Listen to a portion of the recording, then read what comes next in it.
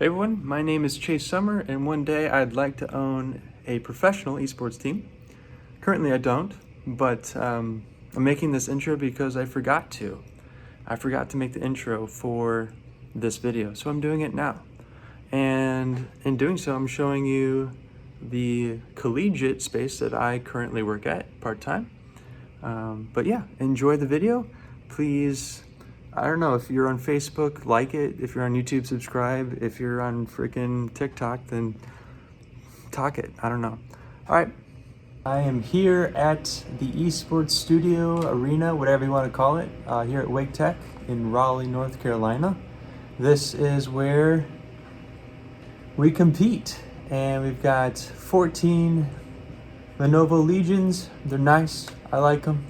Can't complain.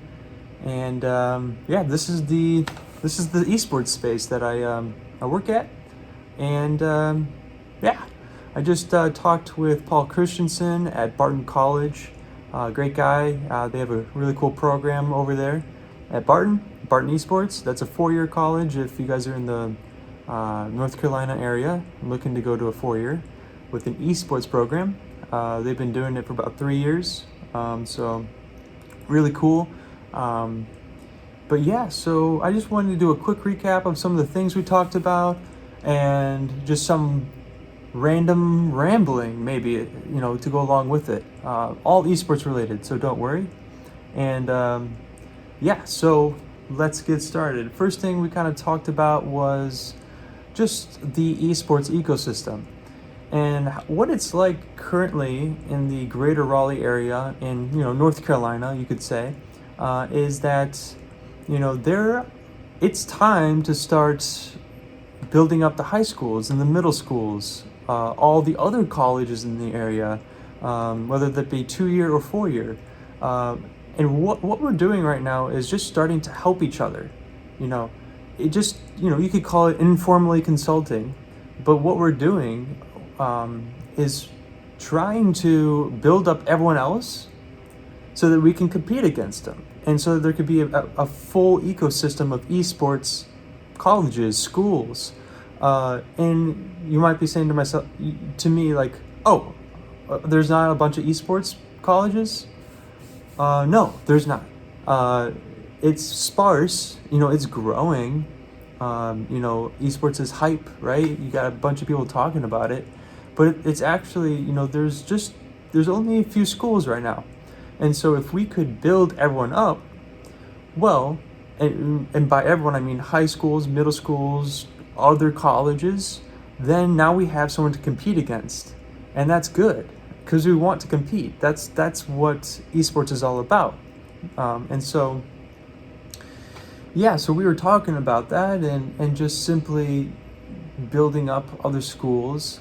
You know, once you get enough schools that have esports programs, well, guess what? Now you're not just competing remotely from your room. Now we can start doing in-person events. Do you kind of get what I'm saying? So you build up the community so that there's even people that have esports programs, so that you can start competing in person at esports arenas, not just esports room. I love the esports rooms and I love playing from here. I'm not complaining. I'm just saying where we're going is we're going to have these setups in a big auditorium. You know, think like your basketball court. You set up in esports where there's 2 rows of computers facing each other, screens from the top of the ceiling that show the games, and now you can compete in a big auditorium, and you compete against other schools in the area. You know, that's what traditional sports do right now. You go and compete against other schools. And so, you know, you may be saying to me, well, esports are different. I don't think so. Unpopular opinion, I think esports are more similar than not. Yeah, it's online native, so you need a stream in order to watch it. You know, you don't need a stream for baseball to watch it. But it is similar in the fact that I think that people are going to want to go to in-person events to watch. You know, it'll probably be more hybrid, but I still think that the in-person event is where you get the energy, where you really get to feel the competition, and you get to yell and scream, and really you get to banter with the other parents or the other team, and that's where all the magic happens. That's you want that energy. I don't think that the stadiums will be as big as, they may be as big as traditional sports. I actually take that back, but it's in a hybrid, right? But I think in-person events is where we're going, and we got to build up the community in order to have those in-person events. That is what's happening, and that's what we're doing. If you need help building up your esports program, even if it's not in North Carolina, feel free to message me. I'd be happy to send you some documents, some resources, give you some insight, help you anything from, just understanding esports to hiring a coach to deciding on how many games and what games to play. I can help you. Just DM me. But yeah, and so that is one thing we talked about. Another is just kind of talking about, it is a weird topic to talk about which games to play.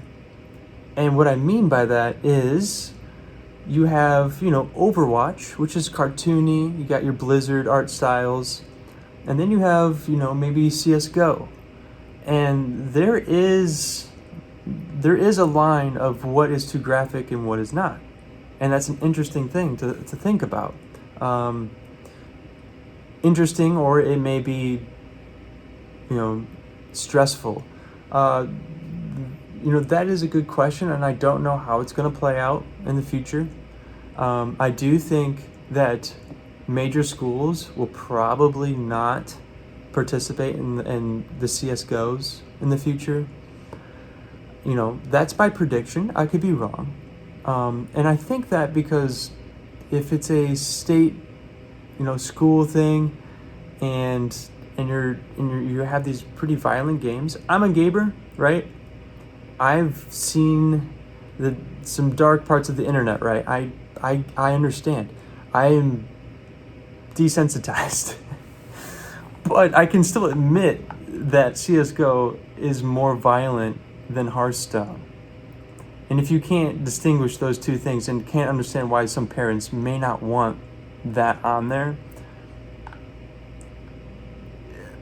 I disagree, right? I think that there is a line. And so, if you disagree or you agree, put it in the comments or, comment, DM me. I'm not trying to have an argument. I'm just trying to tell you what I think, what I predict. Time will tell whether I'm correct or not. Hopefully I'm correct about 50% of the time. But yeah, so that was another thing that came up. But yeah, a great talk with Paul Christensen. And I'm really happy to be in the esports space. I'm really blessed. I only do it part-time, but eventually I want to own a professional esports team. And that's the dream. And so I am just documenting my thoughts, my opinions, just, so one day I can look back and see where I came from, and hopefully help you all along the way. Maybe provoke some thought along the way. Hopefully inspire some of you along the way. Just so you know, I work full-time at a different job. I work at the IRS right now. I don't do esports full-time. Esports is the side hustle, right? And so if you want something, if you want your dreams to come true, you don't just quit your job and then do it. You got to work full-time and then do your side hustle. Some of you need to start watching Gary Vee if you want your dreams to come true, right?